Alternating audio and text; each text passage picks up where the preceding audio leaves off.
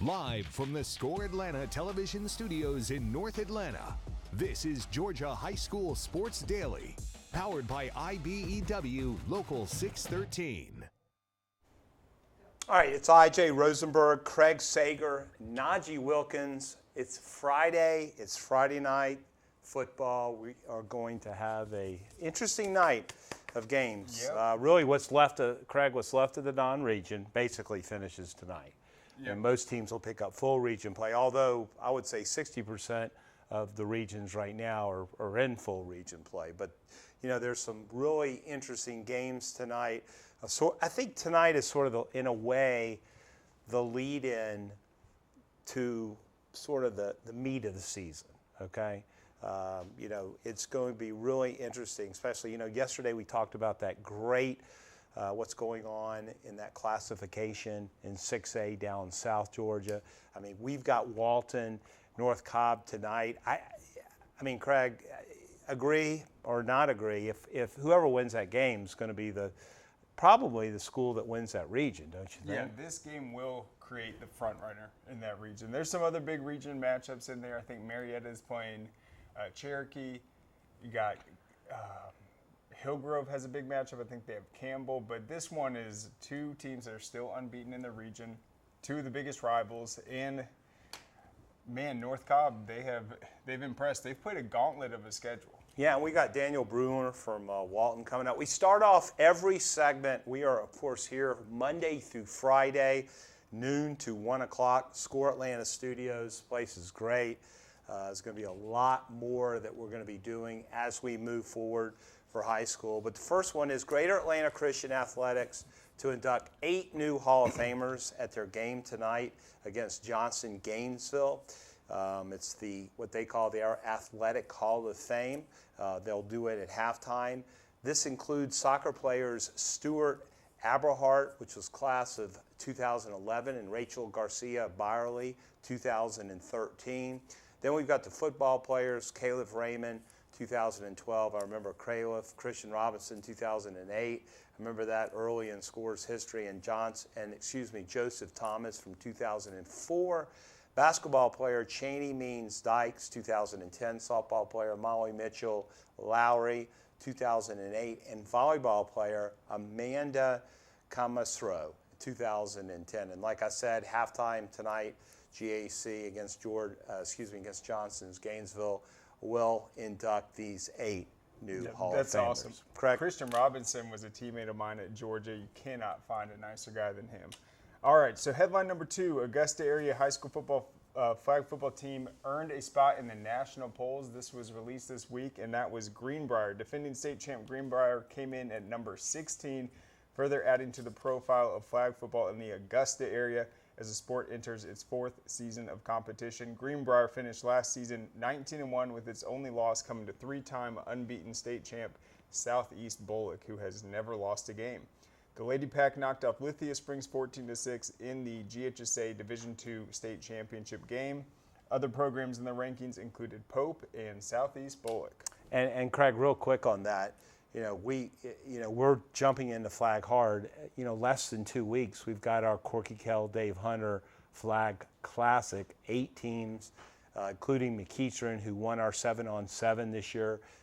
So I'm real excited about that. Well, also the ladies are gonna get a chance to play in the Georgia Elite Classic. So it's sort of fun going over these headlines because, of course, the first headline is a Hall of Fame. We've got our Georgia High School Football Hall of Fame coming up. So I'll turn over headline 3 to you. Yeah, and I think Seth's going to be doing our flag football rankings coming up soon, which I'm interested in. Rankings and our watch list, because we're going to do a Miss Georgia as well. Yeah, that's going to be a tough one, but I know he can handle it. He's been on top of flag football from the start. All right, headline number 3, Wesleyan defeats Brookwood in the Battle of Softball Powers. It was a 7-1 game on Wednesday, matchup of 2 of Gwinnett's top fast-pitch softball teams from different classifications. Wesleyan improved to 16-1 overall, and Brookwood, which saw an 8-game winning streak end, falls to 17-3 on the season. First-year Wesleyan head coach Savannah Pepper said Brookwood has a great team. It was a close game. We love playing these big Gwinnett schools because they are all so talented. It is a great challenge. It was Class A Division I Wesleyan's second win over a Class 6A Gwinnett softball powerhouse. They knocked off Buford earlier this season, so a big win for the Wolves. Najee, you got headline number 4. Is Najee with us?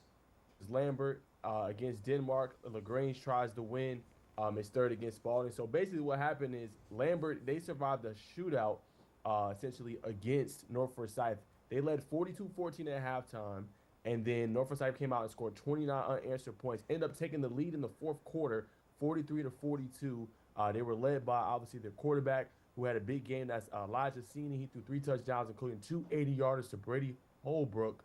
And he was able to do his thing in this one. And fortunately for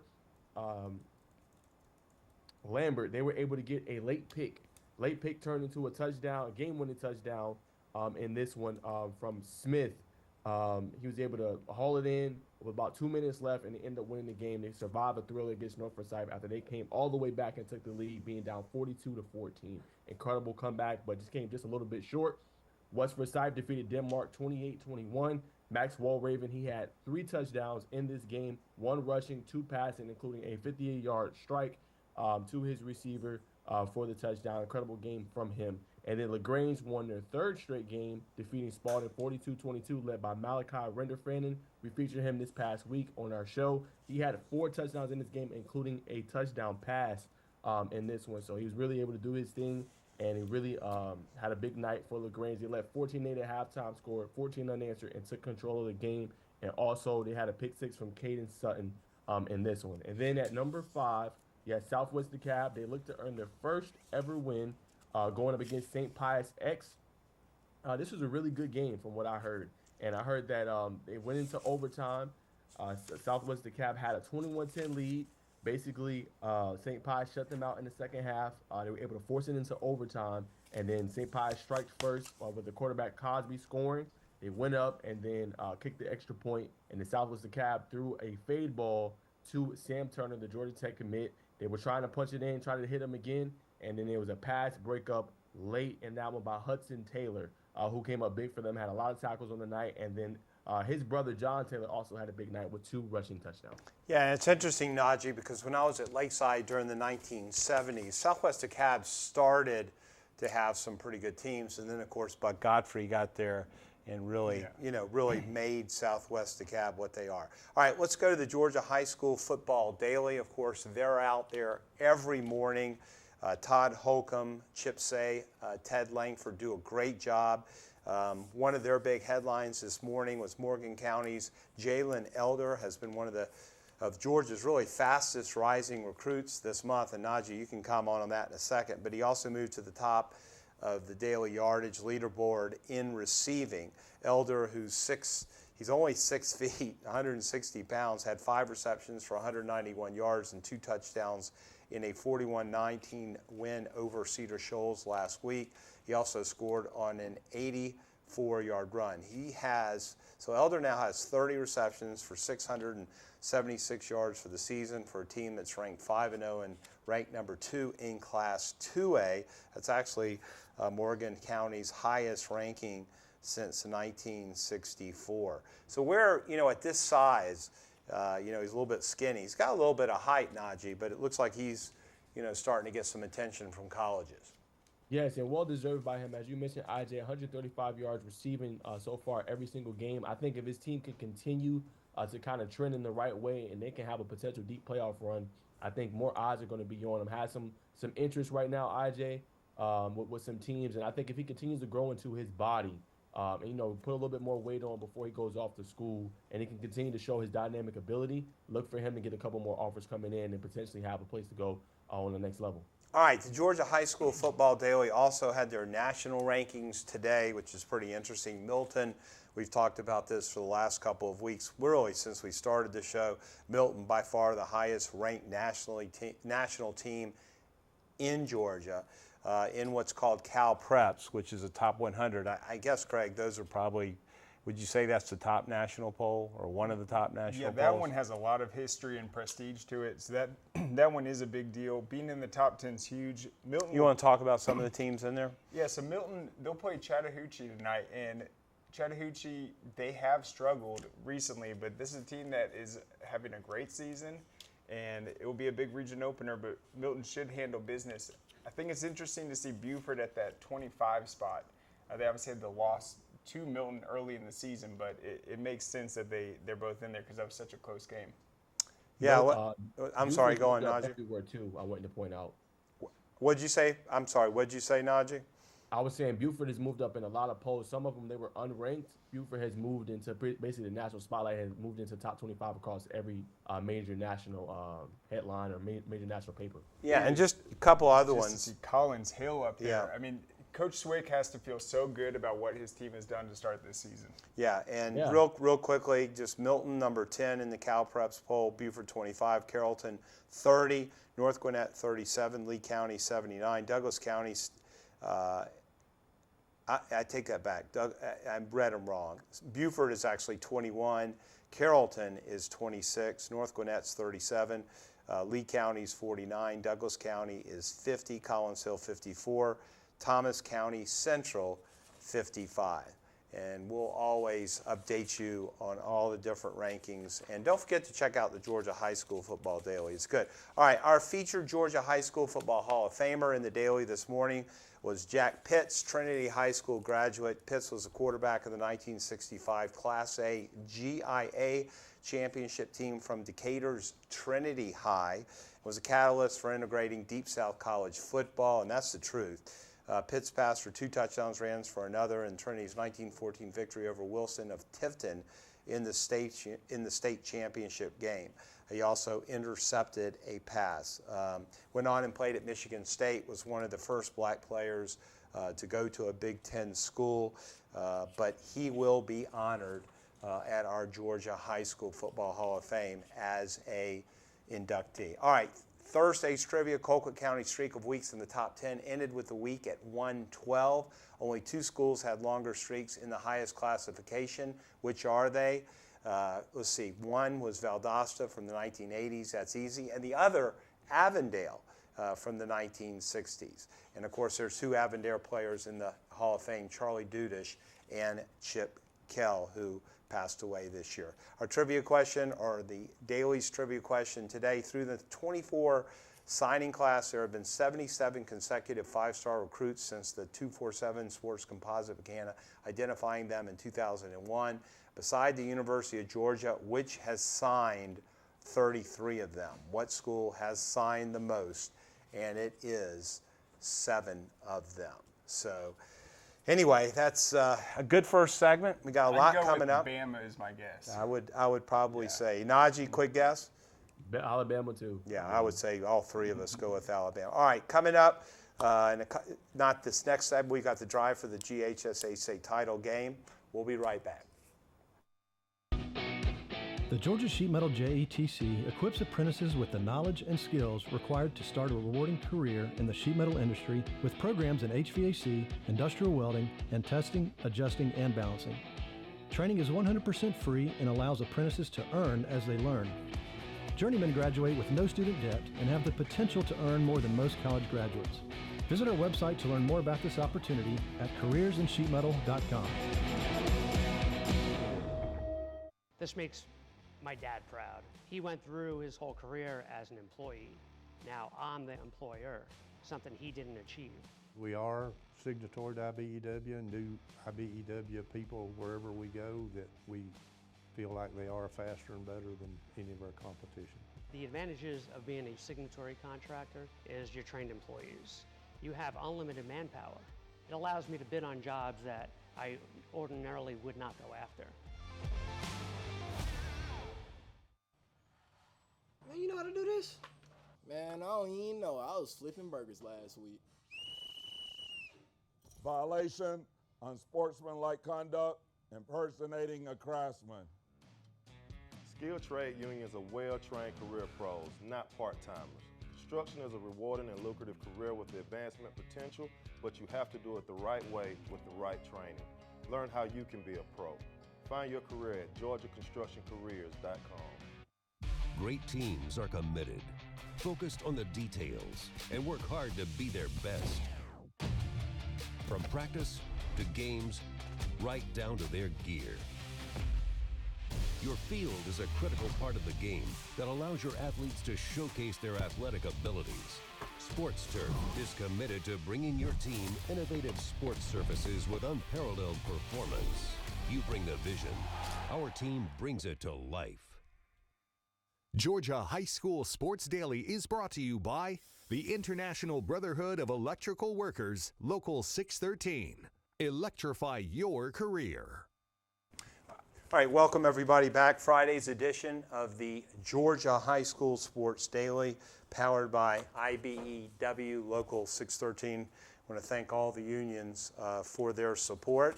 And tonight, Craig, we got a huge one. We got North Cobb traveling to Walton. That's always a good football game. Right now, North Cobb's 5-0 in the season. Walton's 3-2, but don't let if they win tonight, don't let that surprise you, because it's Walton. Want to bring in Rusty Mansell from On 3. Rusty, of course, is a partner with us at Score Atlanta and the Georgia Elite Classic. We do a lot of stuff together. He is the analyst for all of our football games, and he is in a patriotic mood this morning with his American flag hat. Good morning, Rusty. Having a hard time hearing him, guys.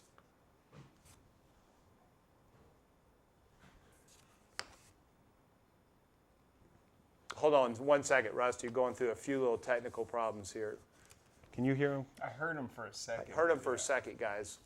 Can we see if we can fix that? What happened?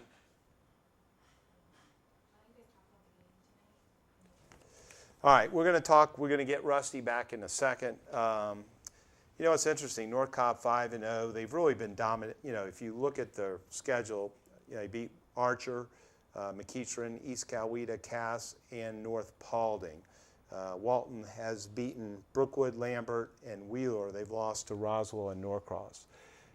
So the Norcross game was sort of a weird, you know, would they have 2, 3 pick six? And three in the first half. So that one got out of control. So the weakness for Walton has been the big plays. And we saw it with Brookwood in that game. Brookwood almost came back and beat Walton.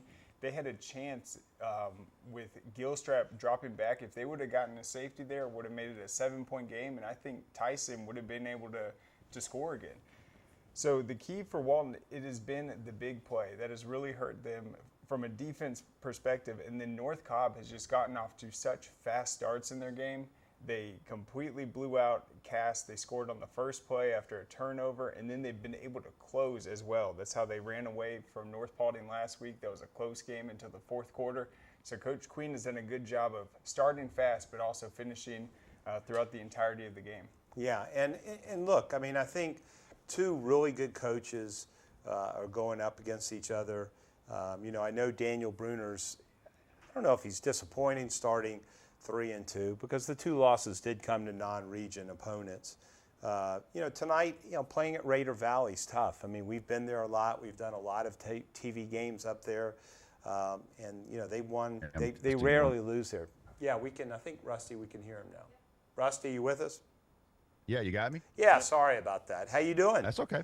Good, man. I was telling you, I was saying I got my American flag hat on because all of America is happy the Falcons won on Monday night. I just felt like that it puts a whole country in a better mood.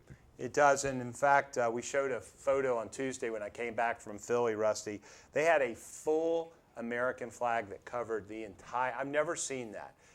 That's awesome. And I'll tell you what, the atmosphere, and we'll get to Walton in a second, but I will say the atmosphere in Philly and New York, it's just so different. The tailgating, you know, these teams, these NFL teams that have been around 100 years. It's like SEC. It's SEC. I've been to Buffalo. I went to the Bills. My high school teammate played there, so I went. Did you take your shirt off? To see him. And, I did not take my shirt off, but I tell you what, at 4 o'clock when that wind comes off that lake, I've never felt anything like that. But I will say tailgating in Philly, New York, and those places, that's SEC to me. Rusty, talk a little bit about this game tonight that you'll be doing with Brandon Adams and Kaylee Mansell. North Cobb, Walton. North Cobb comes in 5-0, playing really well. We knew Walton didn't have the same talent as last year, but they're still Walton, Rusty. Yeah, Daniel Bruner's can I say a hell of a coach and not get in trouble? He is, and I'll just say it. He's one of my favorites. He's a great guy to deal with. You know, he's a great guy. I would imagine those parents love him there, and he's had a lot of success. Probably should have won the state championship last year. Didn't finish the way they wanted to. He lost a lot of people. So looking at them early, felt like they probably were going to struggle some, but in typical fashion, you look at Walton. Here they are. We're in Game 5, and they're starting to kind of find themselves. But I will say this on the other side of this with North Cobb. Highly underestimated them going into this season. Didn't really put enough emphasis on them. I have talked to 2 teams this week that have played North Cobb, and the same thing I've heard is, my goodness, they've got speed all over the place. This quarterback is an issue to deal with, prepare for. I'm excited because of both of these teams. 2 guys, Najeh, you've dealt with a long time. Craig knows them well. Shane Queen and Daniel Broomer. 2 great high school football coaches, 2 guys that will be absolutely all over the referees tonight, just the way they are. But I look forward to seeing. They're 2 of my friends, considered friends in this business, and I look forward to being there tonight for these 2 guys. Yeah, Rusty, we don't have the stats in front of us, but you mentioned Nick Grimstead, the quarterback for North Cobb. I think he's more the underrated quarterbacks we have in 6A. Yes. What do you think we can expect from him tonight, just being able to handle a road game and leading that offense? I think he's been there. He's got 745 yards passing, 9 touchdowns, no interception, 361 yards rushing. And that's the big thing that people say to me is, like, this guy can hurt you with his legs. He's not, I mean, is he the most polished passer? Maybe not, but he's accurate enough to hurt you, makes good reads, no interceptions. So, you know, I think with Walton, it's you've got to tackle in space, and you've got to keep him kind of hemmed up a little bit and not let him get out and use his athleticism. I'm excited to see him in person tonight, and just a little bit of buzz about him. And I'm holding all my opinion tonight, but this is a great opportunity for North Cobb. Excited about seeing him. Rusty, we talked to Shane Crean a couple of days ago, and I asked him flat out, because, you know, he's been to the semifinals once. I said, what's it going to take the next step to become a state champion or play in the state championship? And one of the things he talked about, 2 things. Number one, that there's been a couple of years where he's gone into the postseason banged up, but that happens to most good teams. But the other thing he says is they just got to play better in the playoffs. He said he hasn't, and he's not blaming the players. I mean, he's blaming himself. But how do you take that, in your opinion, Rusty? Because I feel like a team, you know, they sort of need to get to the quarterfinals one year and then maybe even the semifinals before they really have the chance to take the step into the state championship. But how does a team like North Cobb become a Milton or become a Colquitt County and win a state championship?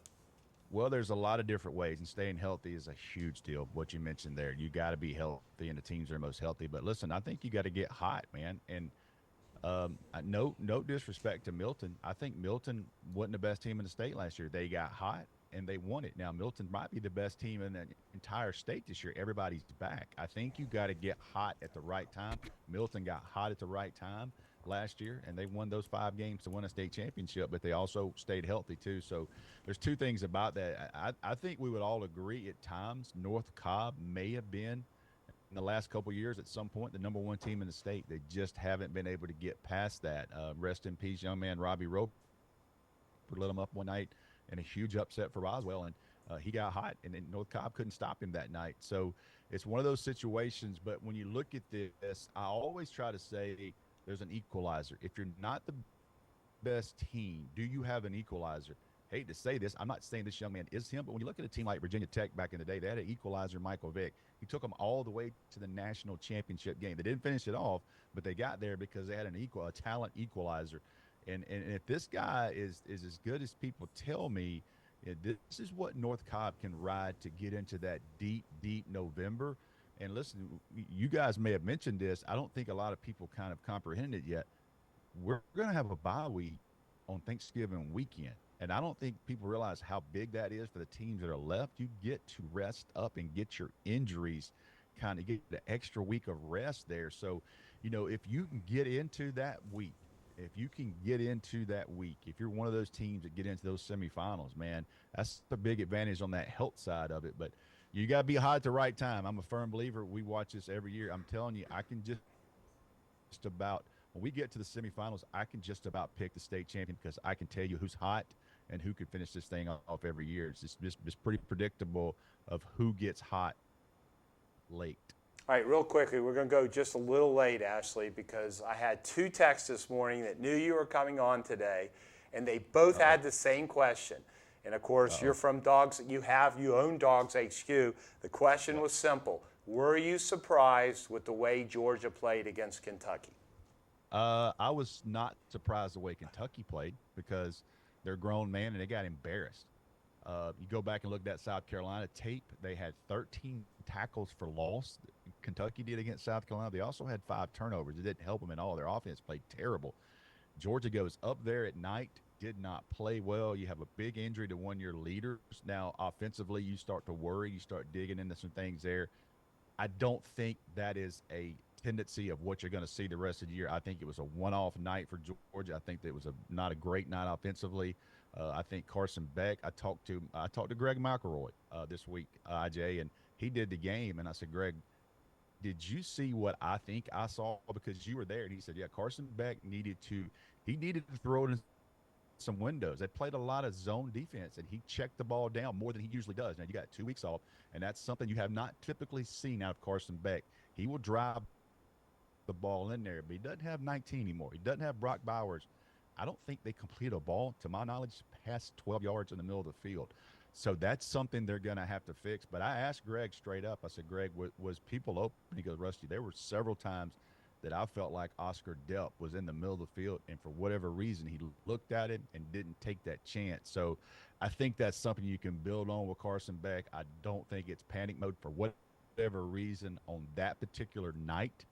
He wouldn't do it, and he was checking down. So you won't beat Alabama with check downs. And I think Carson Beck, if he's who I think he is, and he didn't come back to win the Heisman, okay? So people talk about that. He didn't come back. He came back to win a national championship of his own. He came back to win an SEC championship of his own, and he came back to be the number 1 pick. That's a goal. This is the first tape. If I'm an NFL scout, I don't worry about any other tape. This is the tape that I pull from Carson Beck at Tuscaloosa at night. A bunch of grown-ass men on the other side of the field. How did you play that night? So if you're Carson Beck, this is a great opportunity for you. Real quick, Rusty, before we go to break, just tell us how people can get to Dogs HQ. So versus Dogs HQ for On3, we got all kind of subscription offers right now. So doing well. A lot of Georgia Bulldog coverage. Don't tell anybody I told you, but if you wait till Monday, there'll be a pretty good option to join. Don't tell my boss I told you this weekend, but if you wait till Monday. We're going to send him this clip. Bama, oh, my God, don't do that. But Bama week next week, there'll be a lot of people joining in, a lot of content. But we'll have some stuff going. We'll have some better subscription offers coming next week. So thank you for everybody that's joined, and thank you for everybody that watched our podcast. We just hit over 16,000 this morning. So for Dogs HQ on YouTube. So thanks those people that joined. Rusty, thank you. We'll see you tonight in the booth at Walton High School. All right, don't let Craig make no helmet picks. No. All right, we'll be right back, guys. All right, thanks.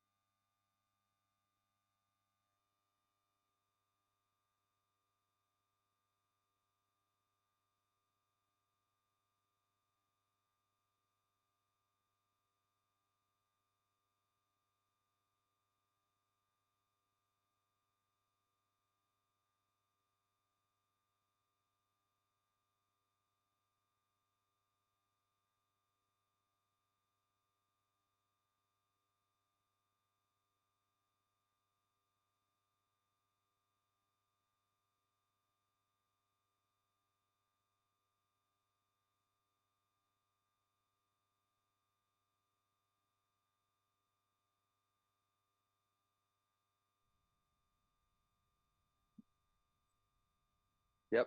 Test, test, test, test, test, test, test. Go Raiders.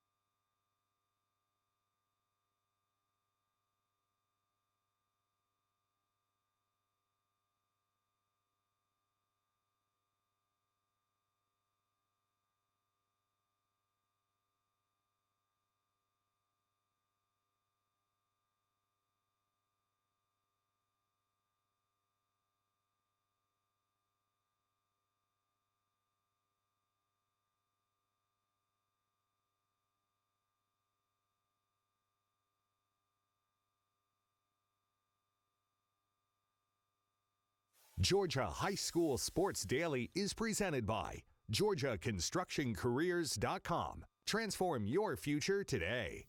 And by Smart Local 85. Sheet metal is a smart move. All right, welcome back to Georgia High School Sports Daily, local IBW Local 613. I want to thank them for their title sponsorship of the show. We're on everyday Peachtree Sports Network, PSN. A lot of other ways to get us. We'll talk about that in a second. Want to bring on Daniel Bruner, the head football coach at Walton High School. Daniel in his 8th season, team's 3-2 right now. Pretty incredible record. First time head coach, started back in 2017, opened up with an 11-1 season. He's had 4 double-digit win seasons, including last year.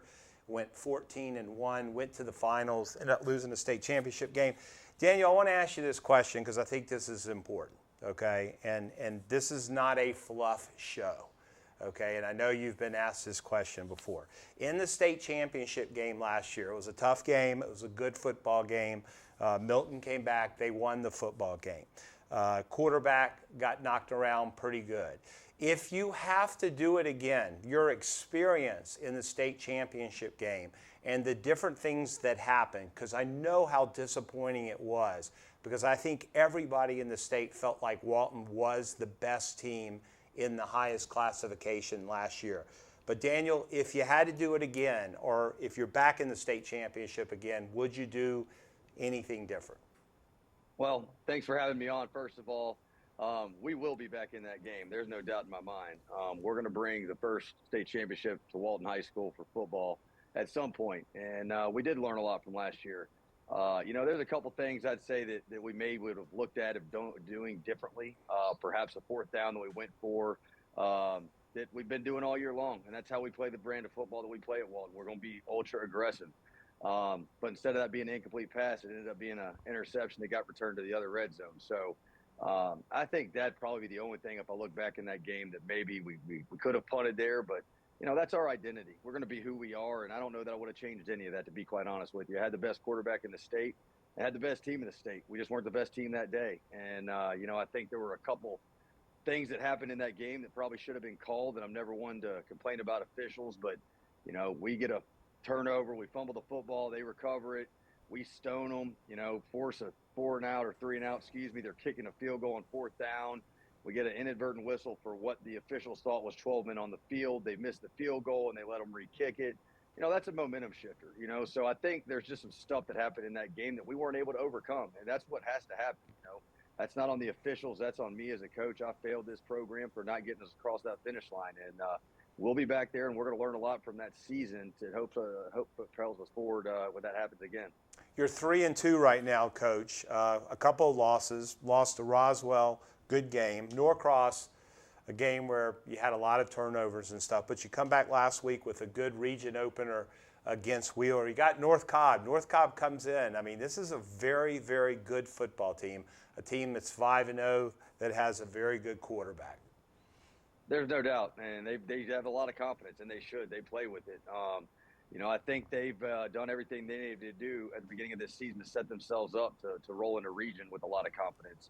Us, on the other hand, I don't know that we've done that. We had 2 whoopsie games, one where the offense did their job and the defense didn't hold up their end of the bargain, and you flip the script against Norcross, and it was just the opposite. Defense did a heck of a job, and, we can't score 28 points for the other team and expect to win. So, I think what we've got to do is put together a week like we did last week and keep building on it. I think last week did a lot for our confidence. And also, I think it helped us understand what we need to do for this program, for this team to be successful. We are a different group than we've had in the past. We've got a lot of green guys that are a little bit inexperienced. And so we've got to do a better job as a coaching staff at putting our kids in positions to be successful. But I don't know that North Cobb's faced a team quite like us. And we're going to give them all we can. But they've got a heck of a team. Obviously, a quarterback that's got 3 years of starting under his belt, who's a bugaboo to stop. He can throw it. He can run it. They're very physical. They've got great running backs. Defensively, they're good as they always are. So, we're definitely going to have our hands full, but I'm excited to get back on the field and just face another test against a very, very good opponent. Yeah, Coach Bruner, I want to ask you about Christian Ward. He's had a great season. He's new to the team, one of the new faces this year. Where do you see him racking up just as some of the best receivers you've coached at Walton? I mean, I think he's up there just from a, gifted standpoint. He's born with a lot of gifts. He's long, he's fast, he's got good hands. The things I've seen him improve so much this year is just get better at the little things, the route running. He's always been a great blocker. I think that's something that he's always invested in doing. But I think the sky's the limit for him. I'm going to tell you this, we've had some pretty good ones come through. I don't know that we've had one that's got a ceiling as high as his is. Right now, I think he's not even scratching the surface of where he can go as a football player. But just really, really proud of the growth he's had from the beginning of the season to where we're at right now, and really expect to see that continue tonight. Coach, is Jude Cascone going to be back tonight? Will he be playing? No, I don't know. I don't want to give all my secrets out. Coach Queen may be listening. That tight end room's been a troublesome spot for us this year. The injury bug has definitely bit us. We've had 5 different tight ends go down from injury this year, and that's been a problem because how important that piece to our offense is. So that's going to be kind of a game time thing. I'm hoping he's ready to go tonight, but we'll find out when we get back to school and see what's going on with the training staff. How much do you enjoy going against Shane Queen? Shane, he's crazy. Okay, we all know that. All right, we had him on a couple of days ago. That's just Shane. That's the way he is. But how much do you enjoy going up against a coach like that? I love it. You're not going to find a coach who's probably done more in the regular season. I think what I'm proud of is what we're doing in the postseason. I think that's what he's trying to do and get fixed. So I take it as a challenge. I get fired up that he's so fired up to play us. I think it's a great rivalry. It really has turned into a great Cobb County rivalry. You got 2 programs who have been sitting in that top 10 for, really the last 8 years or so. And I just think it's always been a great game. I saw somewhere, I guess he said it brings out the best in both of us. I think it brings out the most physical football game that most teams are going to see in a season every time we play them. And, we played them in year 1. We beat them in the playoffs in that first round, and we struggled with them a little bit. And so last year it was nice to get back on top of that thing, and we want to make sure we continue to stay on the right side of it. But, you look at what he's done over at that school. He's done a tremendous job. That program has had a lot of success, have had a lot of great players come through there. So hats off to him and what he's accomplished over there with that program. But you do like to have a little bit of a rivalry in your backyard, and I know it's Ackworth, but it's close enough because we've lost some of our natural rivalries in, say, Lassiter or Pope and those kind of schools. So it is nice to have this something to look forward to year in and year out, especially that it's a big-time region game. Well, Daniel, we want to thank you. You've always been good to us at Score Atlanta. We look forward to being over at Raider Valley tonight and wish you the best. Hey, thanks so much, guys. Go Raiders. Thanks, Coach. Daniel Bruner, one of the best. All right, you're watching the Georgia High School Sports Daily, brought to you by IBEW Local 613. What happens after you graduate? Will you go to the next level? Will people have your back in the heat of the battle? Will you still train like a champion in pursuit of greatness?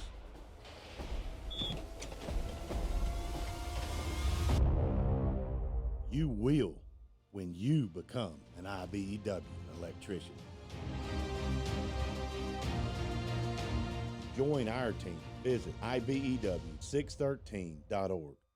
The Mechanical Trades Institute is an opportunity towards personal financial freedom through hands-on and rewarding work. Our school is completely free and gives apprentices the knowledge and skills required to gain access to a lifelong career path. Apprentices learn pipe fitting, plumbing, mechanical service, and welding. They earn money as they learn and graduate with no student debt. Start a career with the Mechanical Trades Institute and change your financial future.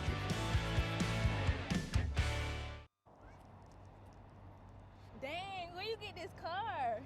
You need to join the union. The union? Absolutely. You can get 10 of these. Union construction workers earn the highest wages with the best benefits and the most protection in the construction industry. Find your career in construction. Go to GeorgiaConstructionCareers.com and start your future today.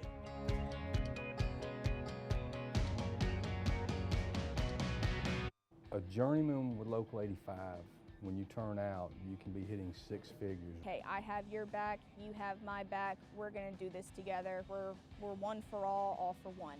College just wasn't for me. Let's look into actual career jobs that wouldn't take college, where I wouldn't, lose money and all that. Instead of losing a lot more money at the end, why not make money and make more money at the end?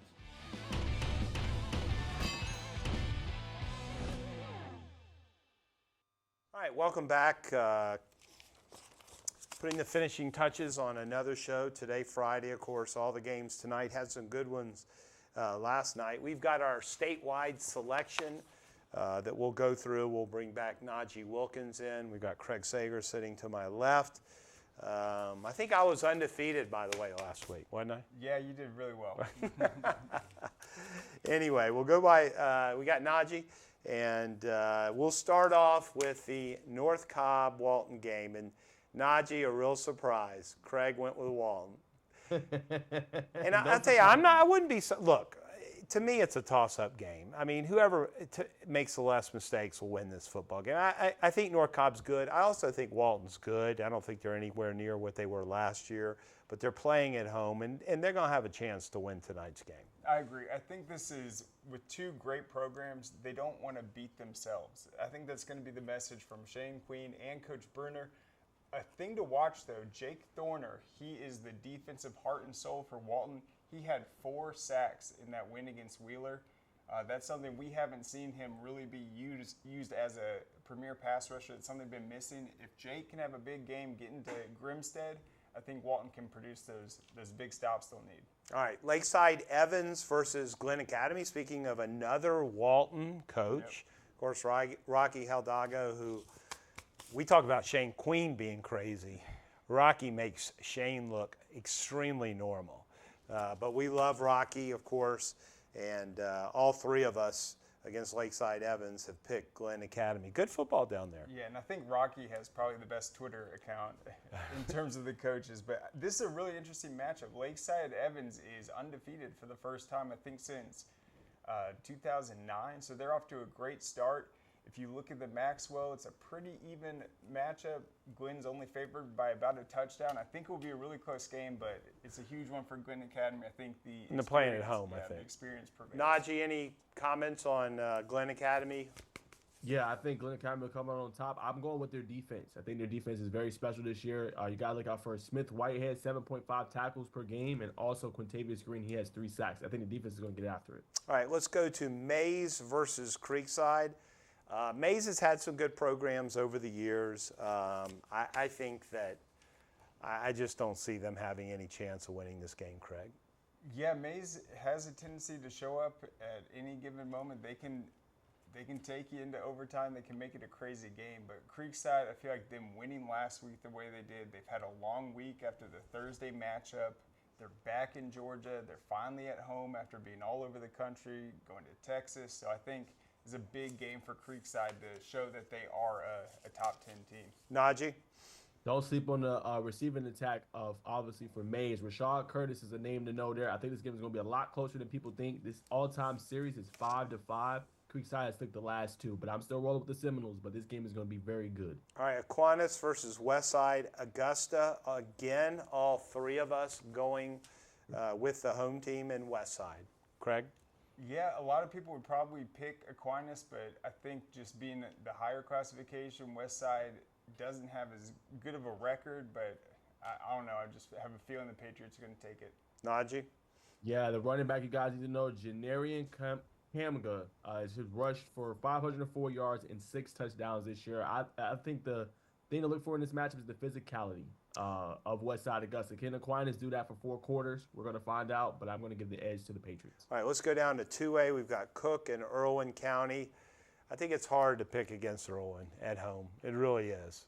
Yeah, I think Cook's got a good football team. Yes, they do. Cook had a tough loss to Callaway earlier, but Irwin County, their team, talk about knowing their identity. They're going to show up the exact same way every Friday night. It doesn't matter if they're playing a 3A school, 2A, and they've been knocking on the door. I think they are right up there in that Class A Division II with your Bowdens and other powerhouses. Najeh? Irwin County is number 2 in our Score Atlanta poll. They have been very good this year. They've scored 55 points in 3 of their first 4 games this year. Shane Marshall has been tearing it up on the ground, 518 rushing yards and 9 touchdowns. So watch out for Irwin. Irwin, I think, is a real team this year and could compete. All right, let's go down to Class A Division I, Athens Academy against Commerce. I had a hard time with this, Craig. I mean, I was leaning towards Commerce at the beginning, but God, Athens Academy is just so talented. Yeah, and I can't wait. Whoever's writing the recap on this one, I have a feeling there's going to be about 4 touchdowns from either side that are over 60 yards. You have the explosive passing ability from Athens Academy, and then the run game for Commerce, just a wealth of riches in that backfield, sparking big plays. It's going to be Jaden Daniels at quarterback. It's his time to be a hero, get them that 3rd straight win and a big region win. And Najeh's going with Athens Academy. Craig with Commerce, myself with Athens, and Najeh, you with Athens Academy. Yes, sir. Real quick for me, the key player to watch is going to be Jamari Welch, 454 yards rushing and 2 touchdowns this year for Athens Academy. So Coach Mark Holler's already talked about them bracketing coverage to Keon Standiford. So look for Welch to kind of be that X factor in this one that could put them over the top. All right, let's drop down to Class A Division II, Screven County at McIntosh County Academy. Craig and I are both going with McIntosh. Najeh, you're going with Screven. Najeh, why Screven? I'm going with Screven because, again, kind of that running game. I really like A.B. Hilton. He's averaging 128.7 yards per game, 386 rushing yards so far. So I think they're going to be able to run the ball effectively in this one and put that pressure on, obviously, McIntosh Academy to score a lot of points. Craig? Yeah, this is one of the more consequential games in that classification. McIntosh County Academy, they impressed me. They had a huge win over ECI earlier this season, and that's kind of why I've been hot on them. And then finally, the Class A through 3A private, real quickly. Both Craig and myself went with the bigger private school, BT. Najeh, you're going with Hebron Christian. That would be a little bit of an upset, Najeh, if Hebron wins. Yes, it would be. And the reason I'm going IJ, and obviously shout out to you. You let me go see this game in person when they played Thorough, but that team is fast, and they got a lot of speed on defense. Shaquan John, obviously Carrington Coombs, but offensively, 3 elite playmakers, KJ Thomas, Garrett Kemp, and Jarvis Matherin, and Thomas Dolphin has been having a good year. I think they match up well, and I think they're a sleeper in this matchup, so I'm going with them with the upset. That Craig? BT run defense, though, I know Najeh knows it. They have been shutting down every opponent. So if they can shut down that run game and then start dialing up that pass pressure with DJ Jacobs, I think BT could make this a low-scoring game, pull it out. And they have a great kicker as well. All right, thanks, guys. All right, we're going to get back right now with the final segment this week. That's called What's the Score?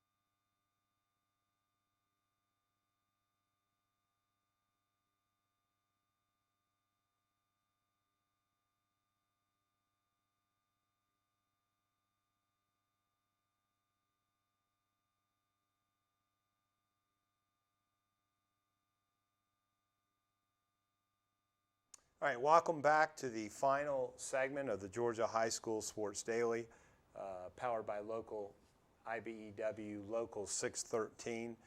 Before we get into our final segment, we got Najeh. Najeh's back with us. Got to talk about the Chiefs and Falcons for at least a minute. I mean, First of all, let me say this. We're really excited. Score Atlanta, they're going to display the new Ring of Honor. Arthur Blank, of course, is going into the Ring of Honor, which we at Score Atlanta and Damon, who is our project manager for that. So that's going to display 2-minute warning, and then at halftime for Arthur. Real exciting for us. I know a lot of us are going to the game. I know you, Craig, and your family are big Chief fans. So I'm going to put you on the spot here, and I'm going to put Najeh on the spot, and then I'm going to tell you what I think real quick. Who wins this game Sunday night? Well, my sister Casey's flying in town tomorrow. And After she gets her work done tonight, yes. right? Because she does our high school. Thank you. And I just can't see them losing. She seems to be a good luck charm. She went to training camp twice.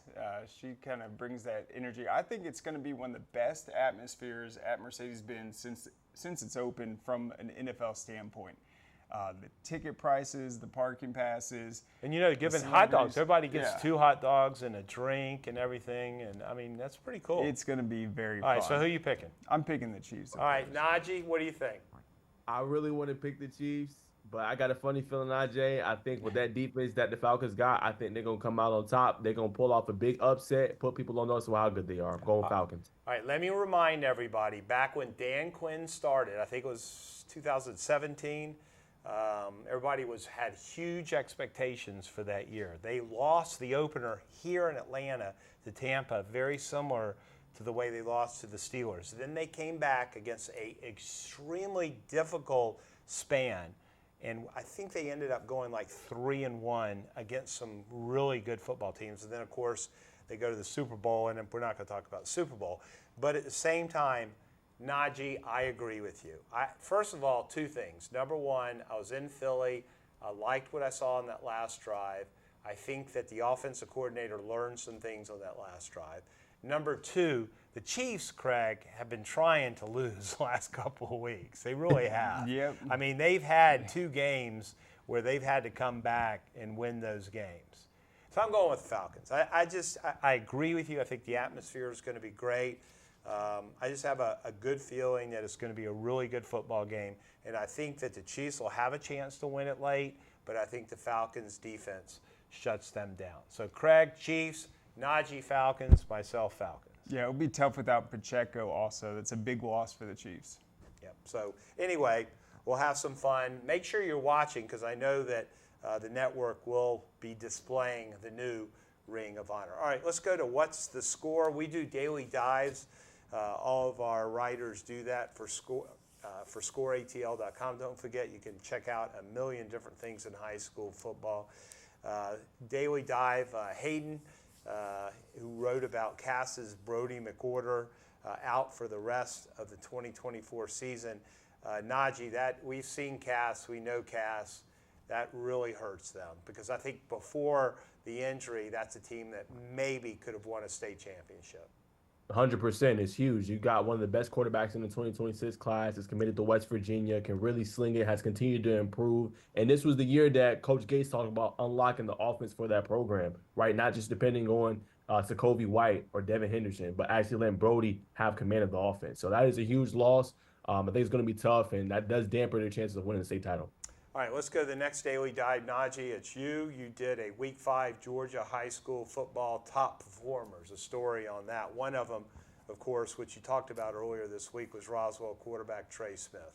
Yeah, Trey Smith's been balling. He had a big game, 249 yards passing, 3 touchdowns. I do these every week. It gets a lot of good buzz and a lot of good engagement with not only fans, but parents, kids, and they love seeing their name featured, in articles and online. So this does really well. Andrew Beard, 344 yards rushing, or 344 all-purpose yards and 5 touchdowns. Teddy Gerard had 4 touchdowns in the game-winning 2-point conversion. And DJ Huggins, Savannah Christians, Zoe Smalls had 234 yards and a touchdown. I mean, so many great players. And last but not least, if I throw it back to you, IJ Jashawn Sauce Clark stepped in for Dylan Muhammad, had 226 rushing yards and 2 for 2 passing with 2 touchdowns as well.